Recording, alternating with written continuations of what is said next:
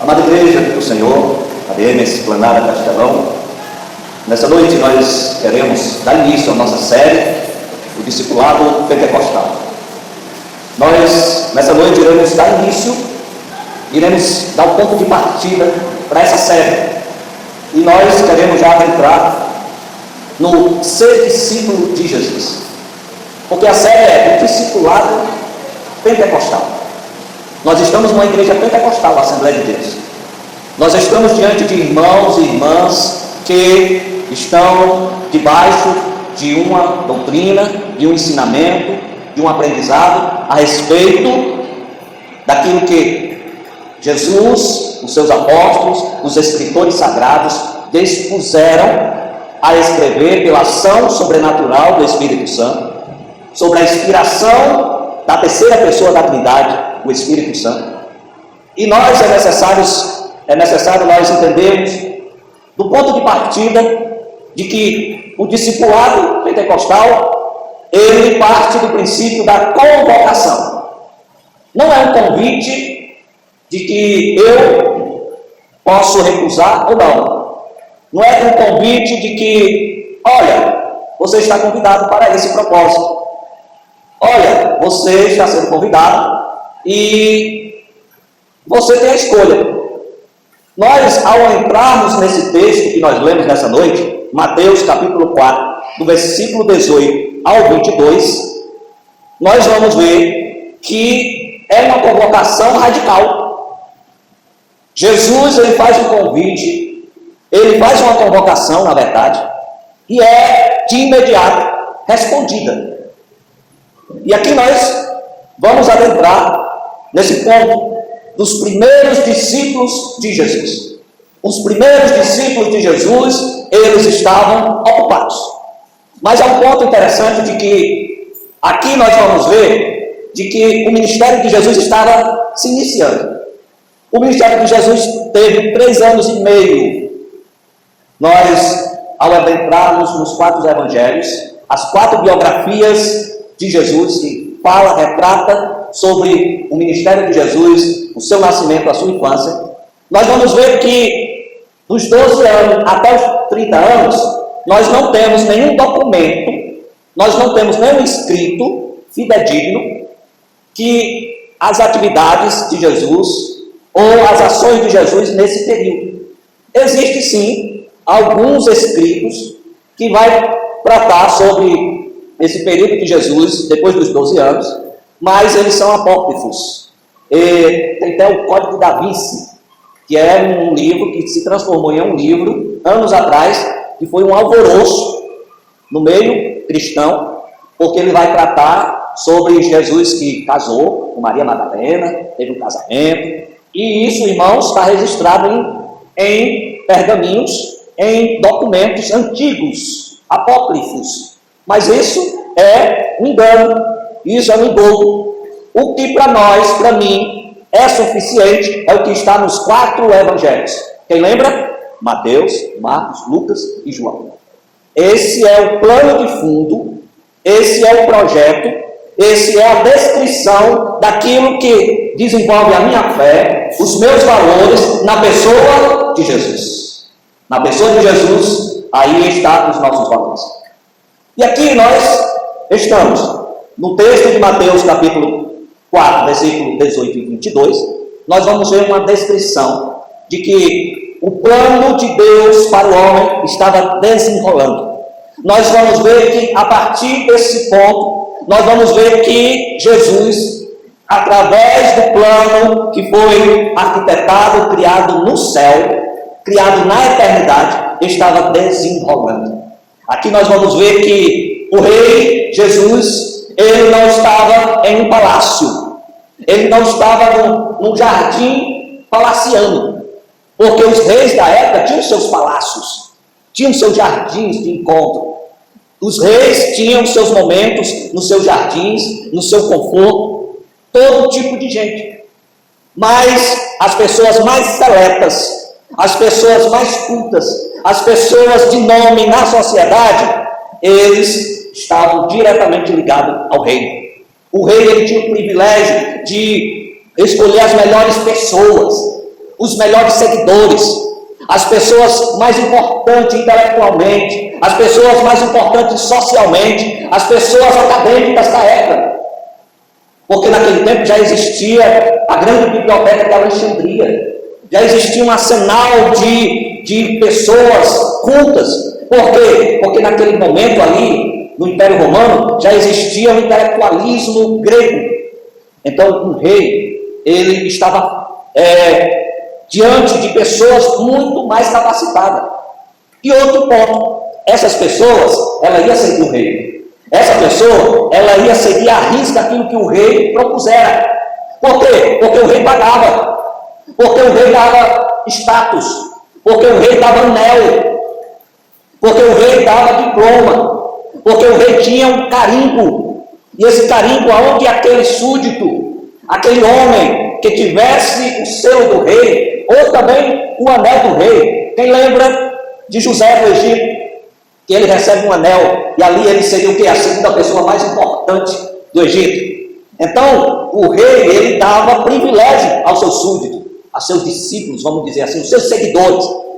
E nós vamos ver que era muito fácil uma pessoa seguir o rei. Era muito fácil seguir, porque ele tinha todo um aparato, ele tinha garantias, ele tinha plano de saúde, tinha um melhor médico. Mas aqui, irmãos, nós estamos falando de um rei diferente. Aqui nessa noite, nós estamos falando, Davizinho, de um rei diferente. Nós estamos falando do Criador dos céus e da terra. Sim, nós estamos falando de um Deus que ele se apequenou, porque nós entendemos que Deus não cabe no oceano, Deus não cabe no universo, Deus não cabe dentro da sua criação, mas ele cabe dentro do seu e do meu coração. E ele se apequenou. E ele se tornou homem, irmã Maria. Ele se tornou homem para que o propósito eterno de salvar o homem viesse a se levantar, viesse a frutificar. E aí não tem palácios. E aí não tem garantias, irmã Maria. Aí não tem o anel no dedo. Aí não tem status social. E o rei Jesus, ele vai na orla marítima. Ele vai na beira-mar de Fortaleza, onde tem as pessoas que estão fazendo as suas caminhadas, executivos, coronéis, pessoas importantes que estão aqui em Fortaleza, intelectuais, pessoas importantíssimas. Se nós formos na orla da beira-mar e no Ribamar, a gente vai se deparar com gringos, pessoas muito importantes. Mas Jesus resolveu ir para a orla dos pescadores do Mucuripe, irmã Maria. Jesus foi lá para onde ficam os pescadores do Mucuripe. Jesus ele vai para a Galileia. Jesus ele vai para a beira-mar da Galileia, mas ele não vai atrás dos intelectuais. Ele não vai para atrás dos acadêmicos. Ele vai atrás da irmã Berilane. Ele vai atrás da irmã Benina, do irmão Leandro, do irmão Ribamar, da irmã Guidete, do irmão Davi. Esse é o Jesus de Nazaré que nós conhecemos. Ele não olhou para você, daquilo que você faz, daquilo que você tem de status social, acadêmico, não. Ele olhou para o seu coração e o meu. Ele olhou para a sua disposição de obedecer. Ele olhou para mim, para você, a disposição de que eu quero servir. Eu quero seguir. E aqui nós adentramos, irmãos, de que nos 4 evangelhos, o rei Jesus, ele não vai para a beira-mar atrás daqueles homens importantes. Ele vai atrás de pescadores. Vai atrás de pescadores. E é um ponto interessante. É que a iniciativa é do rei. Um rei humano, existem bajuladores. O rei humano, quem não gostaria de morar perto do palácio e ter o privilégio de ter amizades que levem para o rei? Quem não teria a curiosidade ou o interesse de ser alguém que ficasse perto do rei? Porque estar perto do rei, irmãos, nos dá muitas garantias. Nós vamos para as grandes festas, nós vamos conhecer pessoas importantíssimas, pessoas de muito gabarito. Mas Jesus teve a iniciativa de ir atrás de 4 pescadores. 4 pescadores que estavam ocupados, que estavam ali disponíveis, que estavam ali pescando. E assim nós encontramos Pedro, André, Tiago e João. Duas famílias que perderam 4 membros para esse Jesus. Aqui há um ponto interessante, porque eles são convocados por Jesus, mas eles tinham família. As duas famílias perdem 2 membros, perdem 2 jovens. Não sabemos a idade deles aqui, talvez tenha a mesma idade de Jesus, 30 anos. Mas essa família, essas 2 famílias vai perder esses 4 membros, 4 homens, porque naquela época, o homem na casa, vamos dizer, uma família que tenha vários homens, significa que a família, ela vai ter o quê? Um sustento maior, a família vai ter um amparo maior, a família vai ter uma proteção maior. Toda a família ali rodeada de homens fortes, homens trabalhadores, homens dignos, ali vai ser o quê? Um amparo para os velhos, um amparo para a família. Mas aquelas 2 famílias vai perder, porque aqueles jovens ali, eles estavam ali para o sustento da casa e para a sua profissão. Porque o pescador, ele trabalha para si e ele trabalha para vender. Porque ele vai vender o peixe e vai trocar por trigo. Porque na época era muito o trigo, o peixe, a carne de criação, né, como a gente diz, e o vinho. Então o comércio era aquele. Então eles eram pescadores. E assim eles tinham uma profissão. Assim eles tinham uma família. Eles tinham já uma rotina. Eles já tinham uma rotina estabelecida em Manzuíla. E de repente, este homem, chamado Jesus de Nazaré, ele vai dizer: siga-me.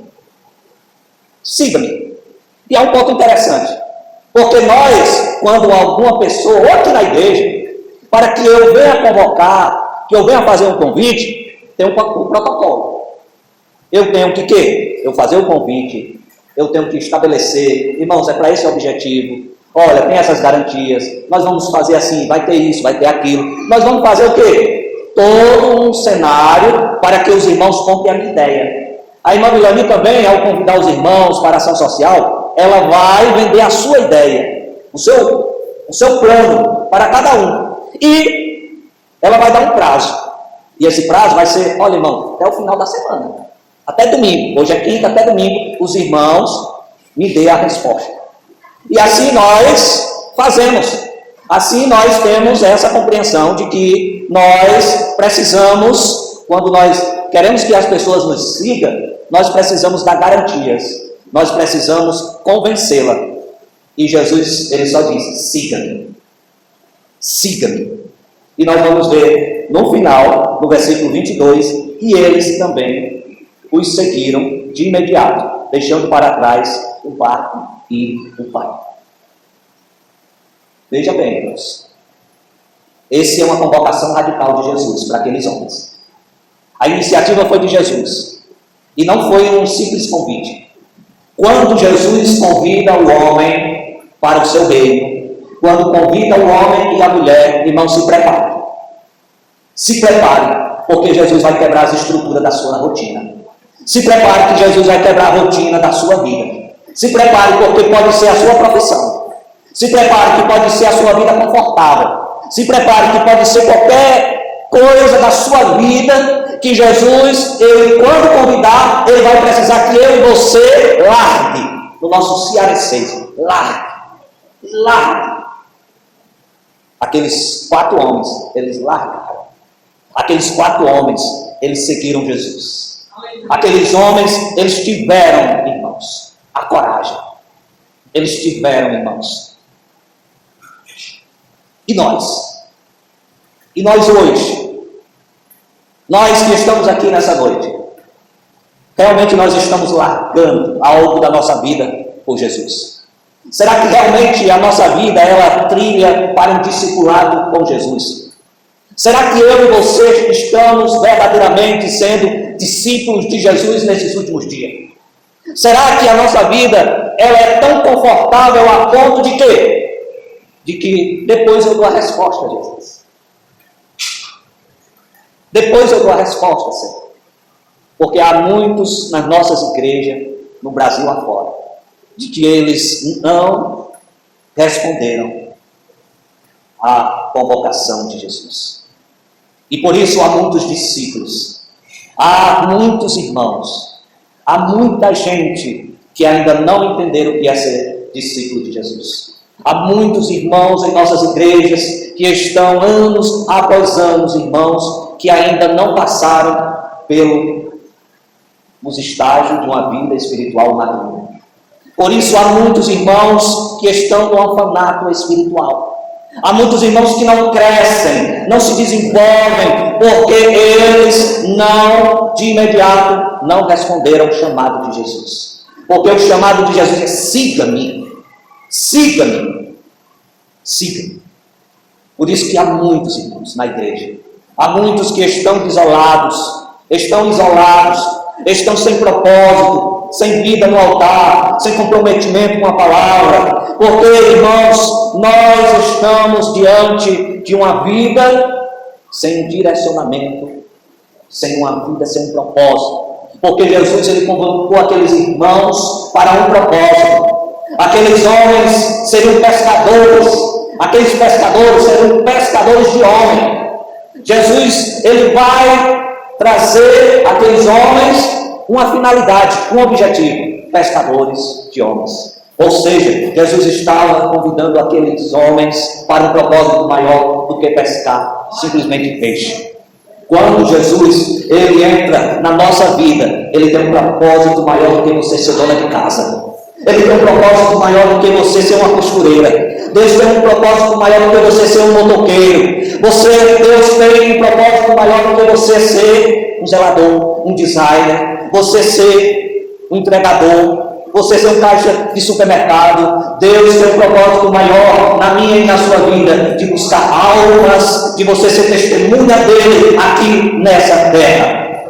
Se você entender que o chamado de Deus na sua vida é mais além do que você ser um vendedor, de que você ser um advogado, de você ser um juiz, de você ser um professor, irmãos, vai fazer toda a diferença na sua vida espiritual. Porque quando eu sei do meu chamado, a minha vida espiritual, a minha rotina espiritual com Deus, ela não é um fardo, ela não é um peso, ela não traz preguiça, ela não traz descontentamento, ela não traz desânimo, porque eu sei em quem eu creio. Eu sei, aquele que me convocou, ele tem propósitos maiores. Ele tem propósito. Uma certa vez, o pastor Carlos Queiroz, da Igreja de Cristo, ele vai relatar de que 2 irmãos, acho que eu já falei alguma vez aqui, bem no comecinho, um ano atrás, mas eu quero repetir nessa noite, que eles, 2 zeladores da Justiça, do Fórum de Justiça, daqui do Ceará, e ele vai dizer que 2 zeladores, eles, com a sua vestimenta, a sua farda, tratava, claro, obviamente, tem que tratar bem, ele participava ali dos corredores, limpava a sala dos juízes, dos promotores, fazia todo o seu trabalho digno. Mas só que eles eram crentes, e no dia de folga deles, eles estavam na frente do fórum, engravatado, bem vestido, pregando o Evangelho. E o pastor Carlos Queiroz vai dizer assim: irmãos, o Evangelho faz isso. Aqueles zeladores estavam no meio de doutores. Para os doutores, eles eram simples funcionários. Mas quando eles entenderam o propósito do Evangelho, quando eles entenderam o seu chamado, eles pegaram o seu paletó, a sua melhor roupa, e eles estavam de igual para igual com aqueles homens. Porque o Evangelho, irmãos, ele nivela eu e você. Ele nivela eu e você e os homens. Pode ser o doutor na sua frente. Quando você fala de Jesus, ele está de igual para igual para você. Quando você está diante de um advogado, não baixe a cabeça. Se você está diante de um doutor que lhe desengane, para um doutor que vai dizer isso e aquilo, você: eu creio no Cristo que eu sigo. Eu creio. Se você estiver diante de um juiz, eu creio no juiz dos juízes. Eu creio no advogado dos advogados. Então, o Evangelho faz isso, irmãos. O Evangelho faz isso. Ele transforma o homem. Mas você entende o seu chamado? Mas você compreende a importância do chamado na sua vida? Se você entende, irmãos, verdadeiramente, você sabe que aonde você for, o Rei dos Reis vai estar. Aonde você for, o Rei dos Reis vai lhe ensinar, vai lhe dar palavras para dizer, para confrontar. Seja o homem de posição, seja o homem o mais poderoso dessa terra. Mas você está representando o Rei Jesus. Você está representando. Glória a Deus. E assim, Jesus entra na vida de alguém para estragar os seus compromissos? Jesus entra na vida para me tirar das festas, das músicas mundanas, das horas de lazer, com os videogames, futebol, novelas, bebidas. Jesus entra na vida para estragar os meus negócios e minhas famílias. Eu fiz essas perguntinhas quando eu estava preparando bem cedinho hoje, e veio essas perguntas no meu coração, na minha mente, para mim. E eu passei para vocês nos grupos. E eu não dei a resposta dessas perguntas. É sim ou não? Jesus veio estragar o nosso relacionamento com a família? Jesus veio estragar as nossas festas, os nossos momentos de lazeres que nos controlam. Jesus veio nos confrontar com aquilo que nos controla. A resposta é sim. A resposta é sim. Quando o Evangelho entra, quando Jesus, na verdade, Jesus entra na vida de um homem, Jesus quer ser o primeiro, irmão Léo. Quando Jesus entra na vida de uma mulher, ele quer ser o primeiro. O plano de Jesus para mim e para você é que ele seja primeiro. Não é os meus filhos, não é o meu cônjuge, não é o meu negócio, não é a minha satisfação nas coisas deste mundo. Porque se ela se tornar rei, Jesus sai. Se ela se tornar mais importante, Jesus sai. Os meninos aqui se lembram do filme, né, Fadizão? Do filme que nós assistimos, A Folha, que o rapazinho, ele vai tirar o videogame, né, que era o passatempo dele, tirar o maior tempo. E ali, quando ele se converte, ele entende o Evangelho, aí ele tira o videogame, tira os jogos, né? Então que vocês assistem A Folha, um filme muito bom. Então é isso, irmãos. Então, Jesus veio para estragar, irmãos. Porque vai ter momentos em nossas vidas de que os nossos parentes, os nossos familiares, eles não vão aceitar a nossa fé. Eles não vão aceitar Jesus na sua vida. E aí, nesse momento, vai dizer, vai definir se eu sou discípulo de Jesus ou sou somente um admirador. As igrejas estão cheias de admiradores. A igreja está cheia de pessoas, que eu já tratei na semana com vocês, de seguir Jesus à distância. Pedro, quando Jesus é levado, aqueles soldados, Pedro, ele vai olhar Jesus, vai seguir Jesus distante. Talvez hoje, irmãos, as igrejas estejam cheias desses. Talvez nas igrejas estejam acontecendo esse fenômeno de um esfriamento, esse fenômeno de um desânimo, que irmãos, não é só numa pessoa, não é só num obreiro, mas é praticamente em todos.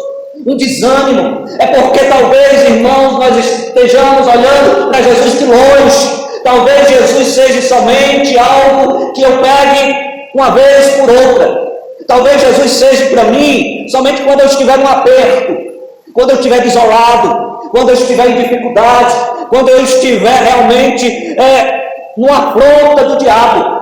Porque eu sei, na minha cabeça, que Jesus ele abre o mar, que Jesus ele cura, ele liberta. Mas Jesus ele chamou os discípulos, ele chamou os primeiros discípulos, os primeiros homens que eram pescadores, para algo mais profundo.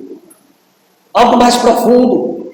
Um crente que não tem um relacionamento profundo com Deus, ele vai ser sempre um menino espiritual. Ele vai ser sempre uma criança espiritual. Ele sempre vai querer um mingauzinho na boca. Ele nunca vai crescer. Ele sempre vai precisar de empurrão. Ele sempre vai precisar de alguém já velho, 5 anos, 10 anos na igreja, 15 anos, 20 anos, e ele sempre com a papinha. Ele sempre precisando de papinha. Ele não conhece a Deus, ele não conhece a palavra de Deus. Por isso, irmãos, nós estamos dentro desse propósito, o discipulado pentecostal. Nós gostaríamos de transmitir nessas semanas que seguem, se Deus permitir, direcionamentos para que nós nos aprofundemos cada vez mais. que nós nos aproximemos com Deus, sejamos um discípulo de Jesus genuíno. Entendamos que nós não estamos aqui por acaso, nós não estamos aqui ao léu. Nós temos propósito, objetivo. A verdade é que o chamado de Jesus é sempre firme, direto e radical. Nós que romantizamos Jesus, nós que colocamos Jesus de acordo com o fenômeno cultural da nossa era. Qual é o fenômeno cultural da nossa época? Não fale agressivamente. Não fale esses pontos que as pessoas, elas choram, se emocionam, saem das igrejas, pesquisa outros cardápios, porque ela não pode ser confrontada, ela não pode ser direcionada para um confronto, para uma censura, para uma exaltação. Então, no imaginário de muitos, o Jesus que é firme, direto e radical é para um grupo de crentes, é um grupo de irmãos que não tem amor, não tem misericórdia. Mas o Senhor Jesus, quando nós entendemos esses versículos, nós vamos ver que o nosso Senhor Jesus, Ele não deu garantias àqueles homens. Nós vamos entender que Jesus, Ele foi imediato, Ele teve uma convocação total e incondicional.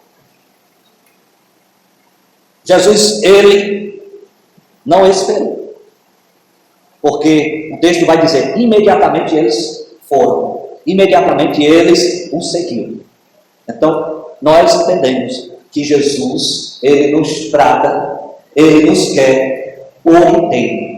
Nós precisamos ouvir o chamado de Deus para uma aproximação, para um relacionamento, e esse relacionamento não é para amanhã. Jesus requer de mim e de você um compromisso hoje. Hoje nós devemos nos converter, hoje nós devemos ter uma vida de obediência, de compromisso com Ele. Não é para amanhã. Jesus, Ele é direto, irmã Bianca. Jesus, Ele confronta. Jesus, Ele é firme. Ele é firme para cada um de nós, que nós devemos seguir. E assim, irmãos, por que Jesus escolheu pescadores? Jesus caminhava à beira do mar da Galileia e viu homens comuns. Primeiro, Jesus queria mostrar que o reino de Deus é para todos, não apenas para os poderosos ou intelectuais. Jesus queria mostrar que o reino de Deus é para todos. Era para todos. E aqui nós vamos ver que Paulo, ele vai dizer, Deus escolheu o que era fraco para enganar os fortes. 1 Coríntios 1, 27. Deus escolheu os fracos para enganar os fortes. Jesus escolheu você. Jesus escolheu nós para confundir as mentes, para confundir os preconceituosos, para confundir os pecadores, para confundir os intelectuais, os acadêmicos. Porque muitos escarnecem, porque aquele irmãozinho está pregando na praça, porque aquele irmãozinho está a meio de um ponto evangelizando, porque aquelas irmãs vão 11 horas do dia para a igreja, para o templo, porque elas fizeram um propósito de orar de 11 da manhã até as 12, que é o caso ali do nosso setor 8, porque aqueles irmãos andam naquele grupo para evangelizar, para falar desse Jesus. Por quê? Por quê? O reino de Deus. Jesus te chamou para confundir eles, para confundir os pecadores. E é isso, a demonstração do Evangelho. O Evangelho é para mim e para você. O Evangelho é para que nos tornemos homens e mulheres missionários e missionárias. Glória a Deus. E também Jesus, Ele vai mostrar de que Deus não escolhe títulos ou riquezas. Ele chama eu e você, que talvez nós sintamos pequenos. Talvez nós sintamos, irmãos, pequenos. Nós olhamos no nosso trabalho, eu sou um funcionário e tenho um diretor, eu sou um funcionário e tenho um dono, eu estou ali, na classe baixa, mas aí nós nos sentimos socialmente, mas em Cristo Jesus nós somos agente de Deus, em Cristo Jesus nós somos testemunha de Jesus, nós somos súditos do Rei dos Reis, E isso deve comover o seu coração. Isso deve comover a nossa conduta. Porque eu estou ali, eu estou naquela profissão, mas eu sigo o Rei Jesus. E assim, irmãos, nós devemos também, porque Jesus escolheu pecadores, Jesus viu neles qualidades práticas para o discipulado. Os pecadores eram homens acostumados à obediência e à perseverança. Pescar exigia paciência, trabalho em equipe e disposição para enfrentar noites difíceis sem resultados. Antes de vir para cá, a gente estava chegando ali na esquina e eu fui conversar com um pescador, o irmão Flávio. E eu fui testificar justamente isso. Porque de manhã eu estava pensando, eu mando um zap aqui para o irmão Flávio, será que eu mando? E não mandei. Mas eu encontrei com ele e ele falou exatamente isso. Ele não leu isso, eu não mandei para ele. Mas ele falou exatamente o ponto de que um pescador, e aí entra o que Jesus vai escolher, né? Aqueles homens pescadores. E ele vai dizer uma coisa bonita, o irmão Flávio, que o pescador, ele tem fé. Porque ele vai para o mar e ele não sabe se vai chegar, vai voltar peixe. Mas ele vai naquele ponto, escolhe, lança a rede, lança o anzol, não vem nada. Mas ele vai mais adiante e vai pescando, irmão Ivan. E vai. Então ele vai dizer, o irmão Flávio, que vai dizer que o pescador, ele é diferenciado porque ele tem essa paciência e ele tem essa fé. E Jesus, ele vai chamar esses homens, Jesus, ele vai chamar esses pescadores, além do que nós aprendemos, porque Jesus vai confundir as mentes, mas também vai ver naqueles homens qualidades importantes. A questão da paciência, a questão do trabalho em equipe e a disposição para enfrentar noites difíceis. Olha que coisa interessante. Jesus, ele vai chamar aqueles homens, e aqui entra, irmãos, na obra de Deus, no reino de Deus, nós precisamos de paciência. Quantos anos nós ouvimos? Jesus está voltando, irmãos. Quantas vezes nós ouvimos pregações sobre Jesus, sobre o Senhor trabalhar na vida dos irmãos, aí você olha para si e Jesus ainda não trabalhou nesse ponto na minha vida. Jesus não trabalhou no meu casamento ainda. Jesus não trabalhou nesse... Irmãos, um seguidor de Jesus, ele vai precisar ter o quê? Paciência. E outro ponto, outra habilidade, é que nós devemos trabalhar em equipe. Um pescador, ele tem essa habilidade. Um pescador sozinho, pegando esse mato que nós temos. Imagine um peixão grande, só um, não dá certo.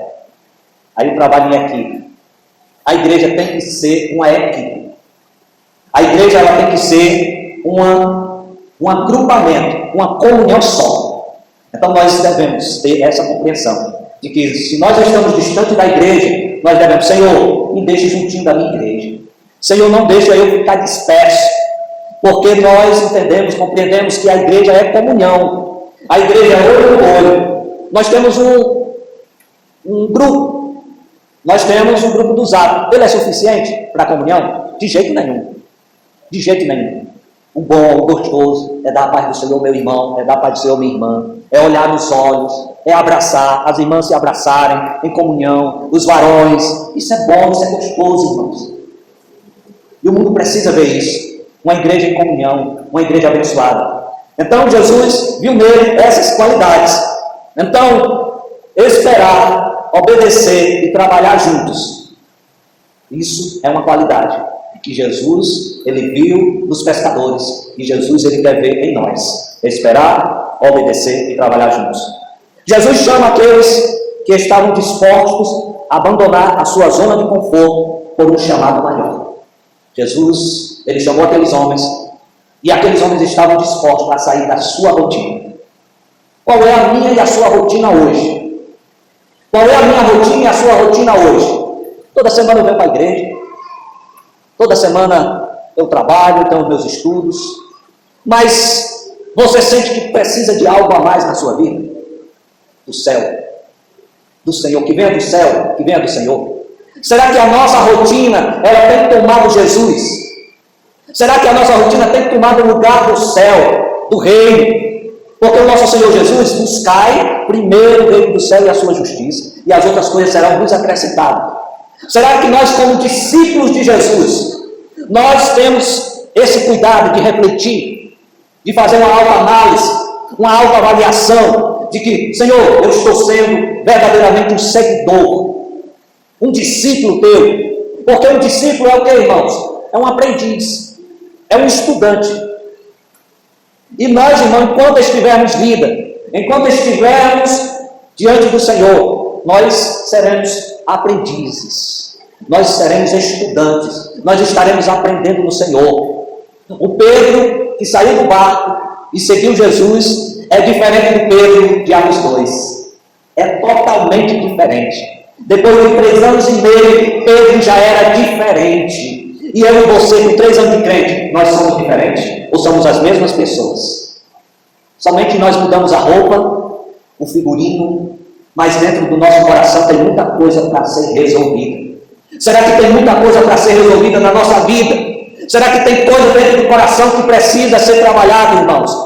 Esta é a hora, este é o momento, porque nós estamos em um discipulado. Nós vivemos em um discipulado. Enquanto nós tivermos vida, nós estamos diante de um discipulado. Nós precisamos aprender. E assim, irmãos, irmos para a conclusão. O que implica ser discípulo? Quando Jesus disse, siga-me, ele não estava apenas chamando Pedro, André, Tiago e João para uma caminhada casual. Ser discípulo implica um compromisso profundo. Irmãos, a sua vida aqui para a igreja não é casualidade. A nossa caminhada aqui para a igreja não é um ritualismo. Não é ritual. Não é pagamento de presença para pastor. Não é pagamento de ir para os seus líderes. Eu estava na igreja, eu estou na igreja. Não, irmãos. O propósito de ser um discípulo de Jesus é uma caminhada contínua, é ser discípulo. Implica um relacionamento profundo, irmã Nidete. Nós, irmãos, todo dia nós temos um relacionamento com os nossos familiares. De conversa, de namoros, de amor pessoais, relacionamentos pessoais. Você quer conversar, você quer abrir uma chamada de vídeo para aquele que você ama, para aquela pessoa que você gosta, porque ela é no seu coração algo profundo, algo verdadeiro. É uma construção de um valor, de que você pode dar a vida por ela. Porque existe o quê? Um relacionamento profundo. Porque existe o quê? Uma intimidade. E Jesus, ele requer de mim e de você esse mesmo relacionamento. Esse mesmo relacionamento que nós temos com os outros, nós tenhamos com Cristo. Porque senão, irmãos, nós não somos discípulos. Nós não somos seguidores de Jesus. Não somos. É uma realidade. Porque eu abro a minha boca e digo, eu sou seguidor de Jesus, eu sou discípulo de Jesus, mas eu não tenho amor, paixão por Ele. Eu não me relaciono com Ele. Eu não choro na presença dEle. Eu não oro na presença dEle. Ele só serve para um amuleto. Irmãos, tem pessoas religiosas que são idólatras, que o santinho ali fica ali, vira poeira, se transforma em um poeiral. Mas quando aperta a situação na sua casa, quando uma pessoa morre, quando lhe traz uma tristeza, a pessoa foi para o hospital, o que ela faz? Ela limpa o santo, ela se ajoelha e coloca uma vela. Quantos cristãos, quantos crentes não tratam Jesus como eles? Quantos cristãos não tratam o Senhor Jesus como eles outrora eles faziam com os santos? Muitos crentes fazem hoje com Jesus o que eles faziam com os santos. Só se achega a Jesus quando está na miséria, quando está no aperto. Isso não é seguir Jesus, irmão. Isso não é ser discípulo. É outra coisa. Ser crente, irmãos, é um fato. É um fato que exige, irmãos, um quebrantamento, uma vida profunda. Quantos não fazem isso? Só desempoeira a Bíblia, só pega na Bíblia quando está na pior. Isso não é ser seguidor de Jesus. Sinto muito, não é seguidor de Jesus. Não é. É um admirador, gosta da mensagem, gosta dos louvores, gosta da orquestra, gosta dos playback, gosta disso e daquilo, mas seguidor de Jesus, porque o relacionamento com Jesus é diário, irmãos. É diário, é na bicicleta, é na moto, é no trabalho, vai lá no banheiro, olha, Senhor, tem misericórdia comigo, Senhor, é na minha vida, no meu deitar, Senhor, tem misericórdia. Não precisa estar de joelho não, irmão, mas você está durante o dia, em algum momento, Senhor, isso aqui, é isso, irmão, isso é seguir Jesus, é ser apaixonado por Ele. É um termo, apaixonados, é um termo que pode acabar amanhã, né? Mas eu amo Jesus, nós amamos Jesus. Então, ser discípulo de Jesus significa deixar tudo para trás e viver para Cristo. Ser discípulo de Jesus é aprender com Jesus para viver como Ele. Seguir Jesus significa imitar a sua vida de amor, de serviço e obediência ao Pai. João, capítulo 13, versículo 15, vai dizer: eu vos dei exemplo, para que façais como eu vos fiz. Irmãos, nós devemos aprender a viver como Jesus viveu. Jesus, ele trouxe toda a demonstração de um homem comum, mas um homem extraordinário, com feitos extraordinários, para nos ensinar a ser gente. Os ensinamentos de Jesus, ele vai nos ensinar a ser gente, a ser como ele. E Jesus, ele vai dizer: vocês vão fazer obras maiores do que eu. Quem é o crente que entende essas palavras, irmãos? Nos nossos dias, fazer maiores do que ele? Será que eu e você estamos nesse estágio? Será que nós estamos nesse estágio, momento? Que Jesus, ele vai dizer: vocês vão fazer maiores obras do que eu. Para mim é uma vergonha, irmãos, porque essa palavra, ela é para nós. Para mim é uma vergonha. Para mim é uma vergonha por quê? Porque eu precisaria ser mais crente, ser mais fiel, mais comprometido, sermos mais envolventes na obra, chorarmos mais pelas almas, sermos mais comprometidos. Porque, irmãos, o que nós fazemos não chega no nível, mas o cristão, o discípulo de Jesus, ele vai ser sempre esse, de que, Senhor, eu preciso ser mais, eu preciso me arrepender mais, eu preciso me humilhar mais, eu preciso ser bom, eu preciso ser manso, eu preciso ter o domínio próprio, eu preciso amar mais, eu preciso perdoar mais, eu preciso, Senhor. O seguidor de Jesus, ele é inconstante de querer mais do Senhor. Senhor, me enche do teu Espírito. Quando a igreja, irmãos, ela começa a ter esse avivamento no coração, pode crer, irmãos, esse homem, essa mulher, irmãos, vai começar a sentir algo profundo diante de Deus. Porque Deus, ele é comprometido, Jesus é comprometido por aqueles que é comprometido a Ele. Segue-me. E de imediato eles foram. Segue-me. Será que nós somos de imediato? Nós estamos aprofundadamente nesse propósito, nesse caminho de seguir a Jesus. Por fim, amada igreja,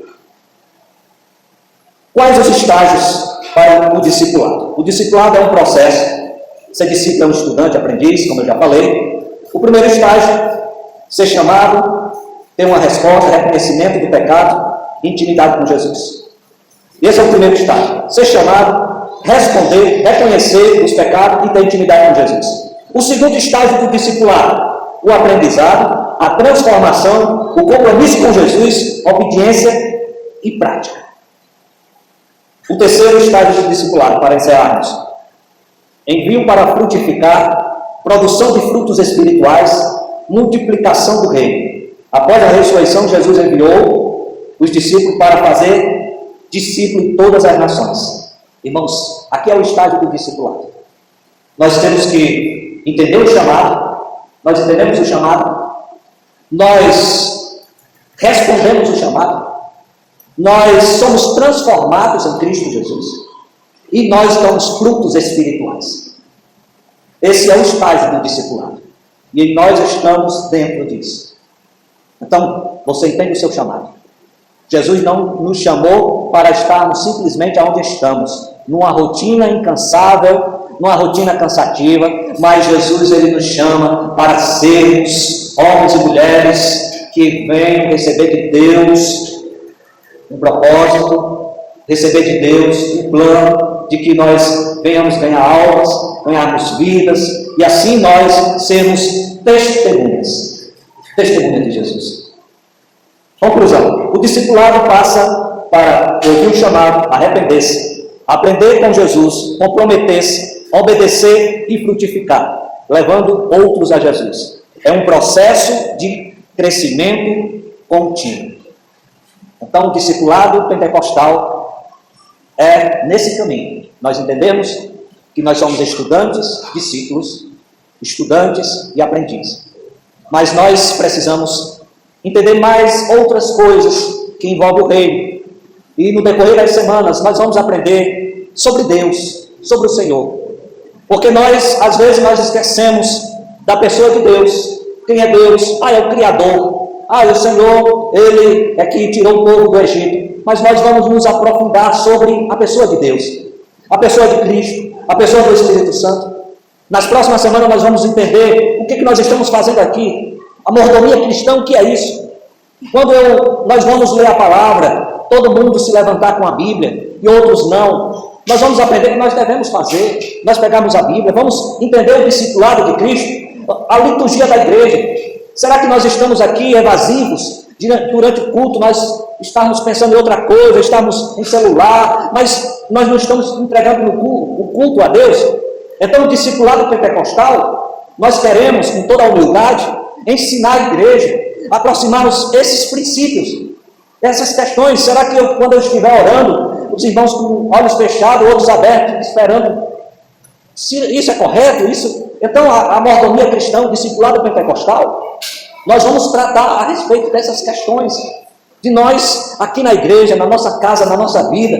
Quando nós entendermos essas doutrinas, esses ensinamentos, aí cada vez mais nós iremos crescer, cada vez mais nós iremos. Por quê, irmãos?